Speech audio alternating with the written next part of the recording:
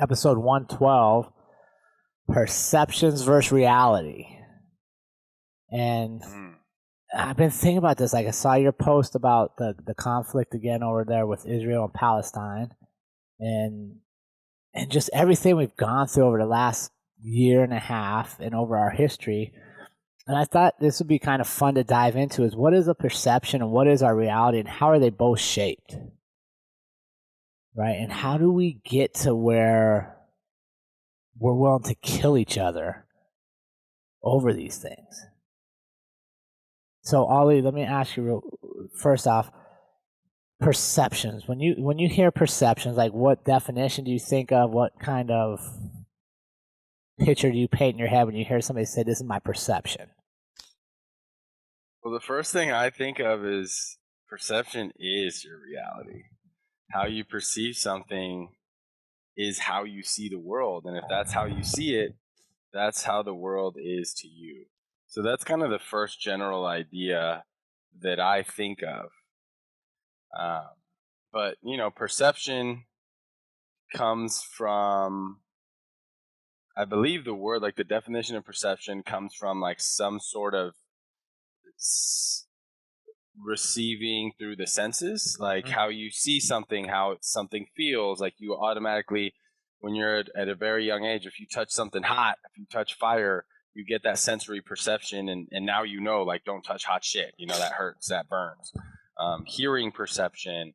So through all of our five senses, and then you kind of build your world through your senses, right? And then there's also, as human beings, all of us have access to this kind of intangible sense, right? You get this gut feeling about somebody, or you feel someone's energy, or you can kind of feel the intangibles. I think also is included, that sixth sense is included in your perception. So I think, like, trying to break it down on a basic level, I think that those are the basic building blocks of how you perceive something. And I believe, again, this may not be everyone's belief, but I believe that your perception, how you perceive things, is so strong to where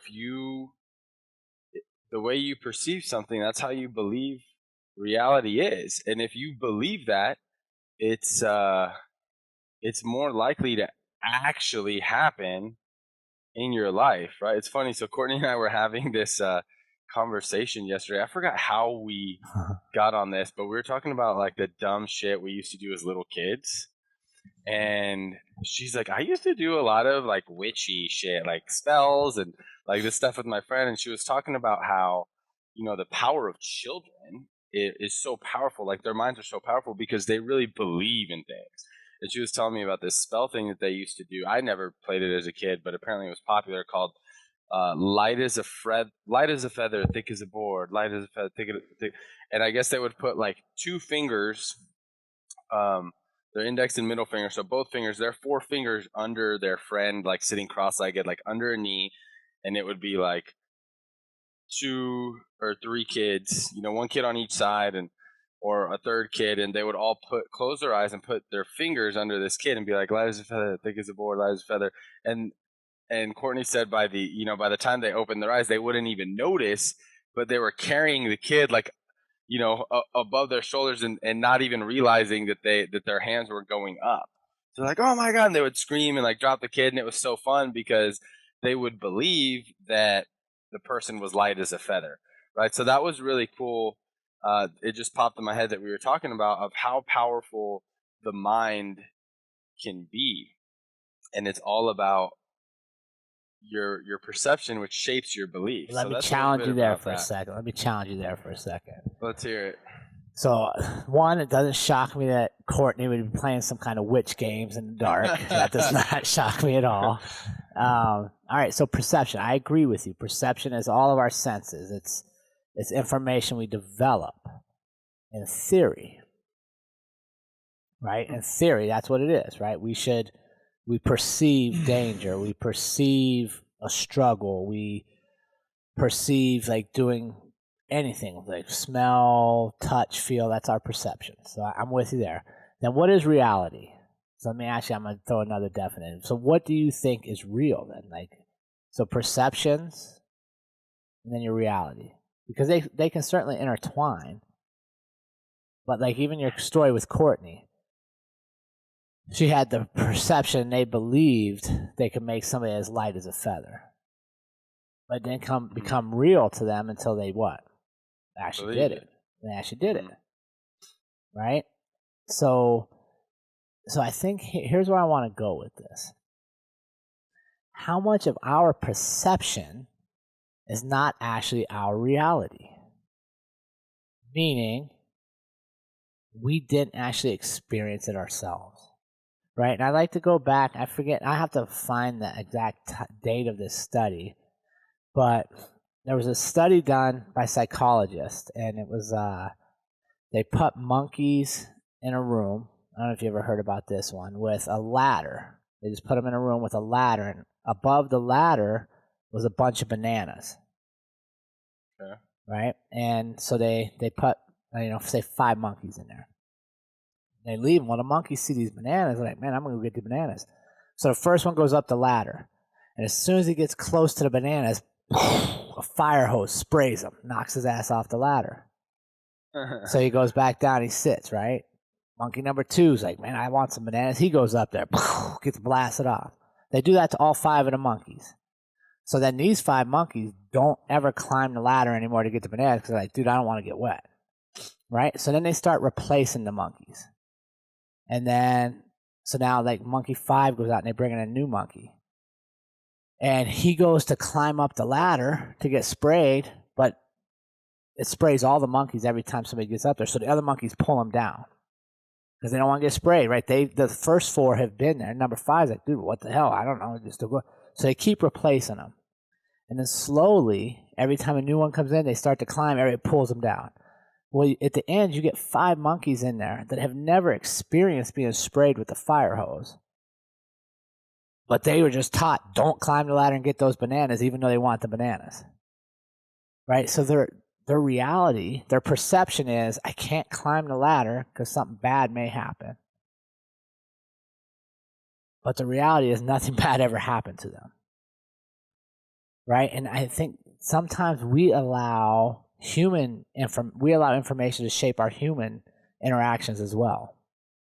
Right? And specifically, one of the things I've been thinking about after your post and just watching the Middle East again is how similar people are. Like how similar all humans are. If we lined up people from around the world and talked about our basic needs and our basic wants and our desires, food, shelter, security, love, companionship, we're literally like 98% the same. Yet we'll fight and want to kill each other and divide each other and destroy our world over what little differences we really have instead of embracing them. And I want us to kind of challenge, like, how much of our perceptions and what we think about things are not actually based on our own experiences, but what is maybe handed down to us. Like you had a good example, I don't know, one of the episodes where you talked about your dad and he told you that your abuelita was going to go to hell for her beliefs. What you got going on there? You got a fly bugging you? Little fly around here. You remember that story? Yep. And so you could have chose to believe that, right? Even though it's not your reality. I mean, your abuelita is a great lady who loves you. You could have chose to believe somebody else's perception of her beliefs and distance yourself, or you could challenge it. So I think, like, I think we got to ask ourselves is, how can our own realities be manipulated? And are we allowing that? Are we just buying into what other people perceive or maybe somebody else's experience? And the example that always comes to mind is you go out for dinner and you go to a restaurant. And maybe the chef's having a terrible day. Maybe the real chef got sick and they brought in another chef. Maybe the waitress, whatever the case, you don't like it. You don't have a good experience. The food's not that great, the service, whatever. And right, what's that statement that like one bad customer like tells 100 people, one good person tells 2. Yeah. Right? And so what happens then? You go tell your people like, don't go to that restaurant. It's terrible. Well, then my wife's like, hey, I want to go try this new restaurant. And I'm like, oh, no way. Ali said it's terrible. Yeah. Well, it's not even my reality. Right? And I'm literally like not exploring or experiencing something based off what you said instead of being curious. And I think that's kind of where I want people to understand is a lot of times when you accept other people's perceptions as your reality, you're killing your natural curiosity.